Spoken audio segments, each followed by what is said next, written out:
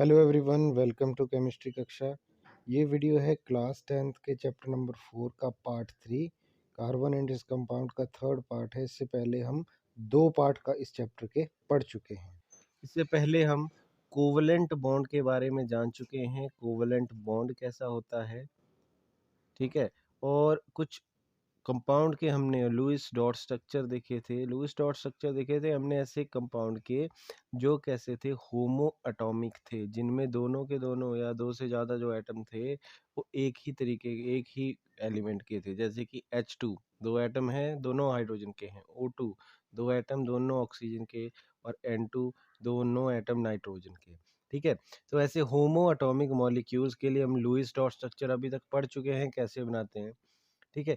इसके अगले पोर्शन में हम कुछ एक हेटेरोएटॉमिक मॉलिक्यूल्स को देखेंगे और उनके इलेक्ट्रॉन डॉट स्ट्रक्चर बनाएंगे। तो देखते हैं हमारे पास आ रहा है, क्या बोल रहा है हमें।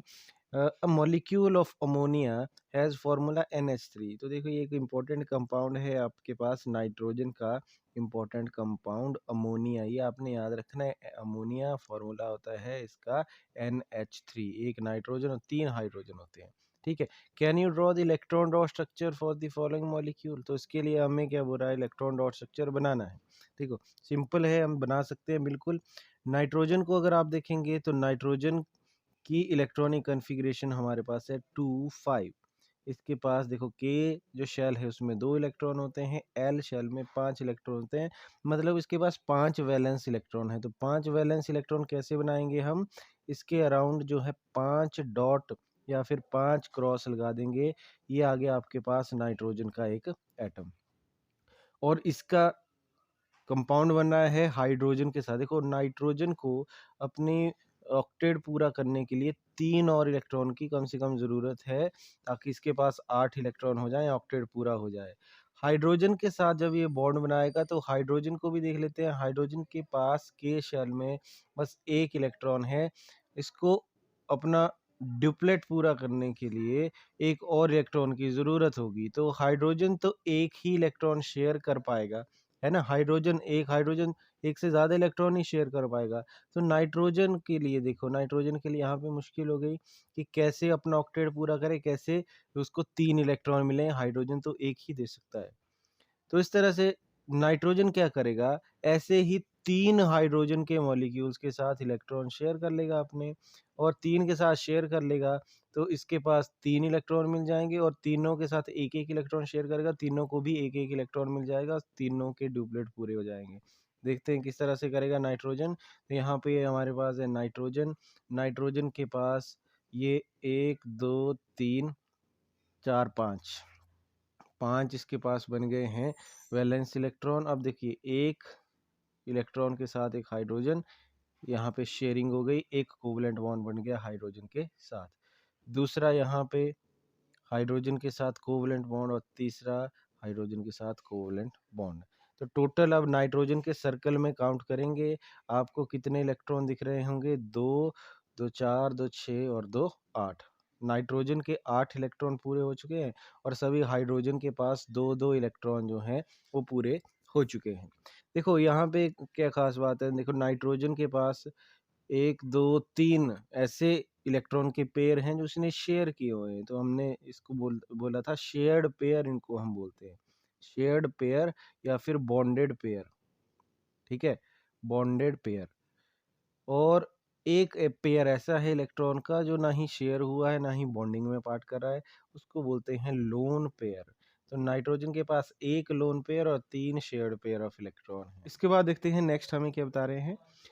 Late us take a look at the methane. तो मीथेन के बारे में बोल रहे हैं कि मीथेन के बारे में देखिए, मीथेन कार्बन का एक कंपाउंड है, इसका जो केमिकल फॉर्मूला है वो होता है CH4, ठीक है।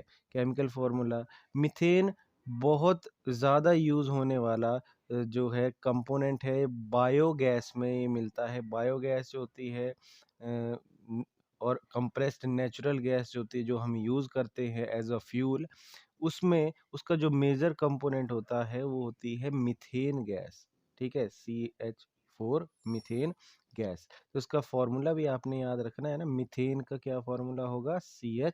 4, है ना? ये अब क्या करना है, इसके लिए बोल रहा है कि क्या आप इसका इलेक्ट्रॉन डॉट स्ट्रक्चर बना सकते हैं, ठीक है? तो कार्बन कैसे इसमें जो इलेक्ट्रॉनिक अपना जो है ऑक्टेट कंप्लीट करेगा, तो देखते हैं मीथेन का कैसे बनेगा इलेक्ट्रॉन डॉट स्ट्रक्चर। तो देखो कार्बन कार्बन को देखते हैं, इलेक्ट्रॉनिक कन्फिग्रेशन है जी 2 4, 4 वैलेंस इलेक्ट्रॉन है। स्टेबल होने के लिए 4 इसको और इलेक्ट्रॉन की ज़रूरत है। तो कितने बॉन्ड बनाएगा, यहाँ से एक बात तो क्लियर हो गई, इसकी वैलेंसी है 4, ये 4 ही कोवलेंट बॉन्ड बनाएगा, ठीक है? 4 कोवलेंट बॉन्ड बनाएगा। हाइड्रोजन को देखें तो हाइड्रोजन की वैलेंसी अगेन 1, एक ही इसके पास वैलेंस इलेक्ट्रॉन है, एक ही इसकी वैलेंसी है, एक ही ये बॉन्ड बनाता है। तो एक हाइड्रोजन कार्बन को के साथ सिर्फ एक बॉन्ड बना सकता है, एक ही इलेक्ट्रॉन इसको दे सकता है।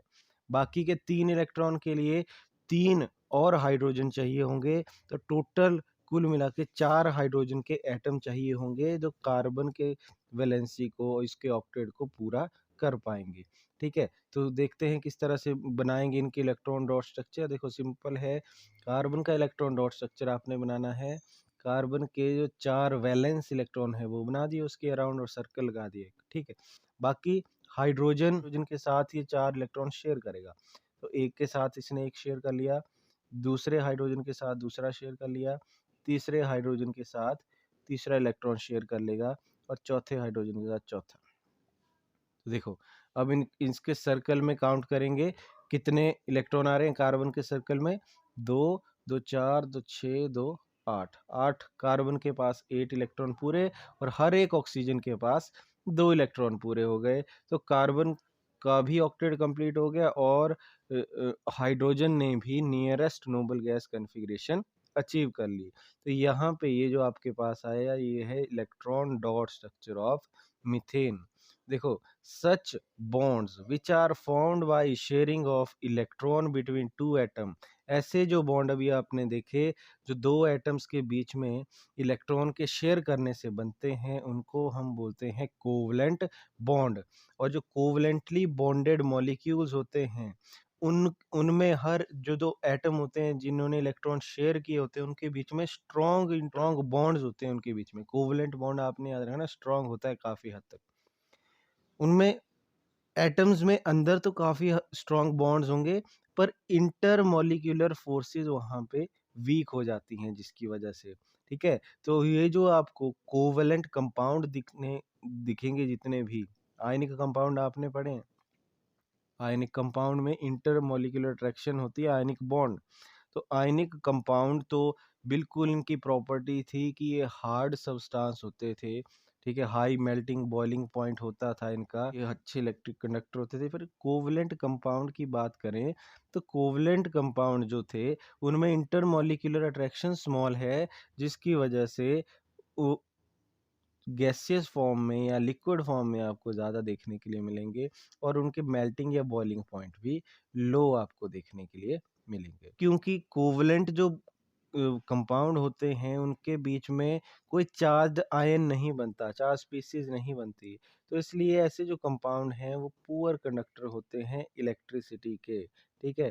तो ये थोड़ा सा कोवलेंट कंपाउंड के बारे में था।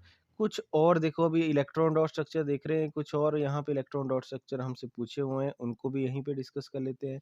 जैसे कि इलेक्ट्रॉन डॉट स्ट्रक्चर हमारे पास पूछा है कार्बन डाइऑक्साइड का। देखो कार्बन डाइऑक्साइड में अगेन कार्बन को 2 4 इसकी इलेक्ट्रॉनिक कॉन्फ़िगरेशन है, 4 इलेक्ट्रॉन की ज़रूरत है। वैसे ही ऑक्सीजन को देखें तो ऑक्सीजन 2 6, इसको सिर्फ 2 इलेक्ट्रॉन की ज़रूरत है। तो कार्बन की वैलेंसी तो 4 हो गई और ऑक्सीजन की वैलेंसी कितनी हो गई? ऑक्सीजन की वैलेंसी आ गई जी 2, ठीक है? दोनों को, इसको 4 इसको 2 इलेक्ट्रॉन मिल जाएँ, दोनों के ऑक्टेट कंप्लीट हो जाएँगे। तो ऑक्सीजन से क्या कर सकता है ऑक्सीजन? ऑक्सीजन तो कार्बन के साथ 2 बॉन्ड बना सकता है, 2 इलेक्ट्रॉन को शेयर करके, सिर्फ 2 बॉन्ड बना सकता है, ठीक है? तो एक ऑक्सीजन ने 2 बनाए, बाकी के 2 इलेक्ट्रॉन कार्बन को कहाँ से मिलेंगे? तो उसके लिए कार्बन को दूसरे ऑक्सीजन के पास जाना पड़ेगा, वहाँ से 2 इलेक्ट्रॉन जो हैं वो लेने पड़ेंगे। तो इसलिए इसका जो इलेक्ट्रॉन डॉट स्ट्रक्चर है कैसे बनेगा? तो कार्बन बनाएँगे बीच में, कार्बन के 2 इलेक्ट्रॉन यहाँ पे, 2 इलेक्ट्रॉन यहाँ पे, ठीक है? यहाँ पे ऑक्सीजन एक आ रहा है, तो ऑक्सीजन क्या करेगा? कार्बन को 2 इलेक्ट्रॉन अपने ओर देगा। तो ये हो गए ऑक्सीजन के भी 2 इलेक्ट्रॉन। ऐसे ही दूसरी तरफ भी ऑक्सीजन 2 इलेक्ट्रॉन शेयर करेगा और यहाँ पे कार्बन के अराउंड देखेंगे कार्बन के सर्कल में, तो इसके पास 8 इलेक्ट्रॉन हो गए। ऑक्सीजन के पास दो तो ये बॉन्डेड इलेक्ट्रॉन के पेयर हैं, दो लोन पेयर दोनों के पास आपको दिख जाएंगे बचे हुए। तो इलेक्ट्रॉन डॉट स्ट्रक्चर आ जाएगा ऑक्सीजन का। अब ऑक्सीजन के पास भी 8 इलेक्ट्रॉन हैं, दूसरे के पास भी 8 इलेक्ट्रॉन हैं। सभी के ऑक्टेट कंप्लीट हैं और यहाँ पे दोनों तरफ कार्बन ने डबल बॉन्ड बनाया है। 2 इलेक्ट्रॉन मतलब 1 बॉन्ड, ठीक है, 1 कोवलेंट बॉन्ड। और 4 इलेक्ट्रॉन का मतलब क्या हो गया? 2 कोवलेंट बॉन्ड। तो यहाँ पे 4 इलेक्ट्रॉन आपको दिख रहे हैं, मतलब 2 बॉन्ड बनाए हुए हैं दोनों ऑक्सीजन के साथ, ठीक है। What would be the electron dot structure of molecule of sulphur? Sulphur का मॉलिक्यूल का इलेक्ट्रॉन डॉट स्ट्रक्चर बता रहे हैं कि सल्फर में 8 एटम्स होते हैं। 8 atoms of sulfur are joined together in the form of ring। Like structure बनाने के लिए यहाँ पे इलेक्ट्रॉन डॉट स्ट्रक्चर बनाने के लिए हम क्या करेंगे, ऐसे 8 जो है सर्कल एक साथ जो है बना देंगे। 3 4 5 6 7 8, हर एक के बीच में sulphur sulphur sulphur sulphur sulphur sulphur.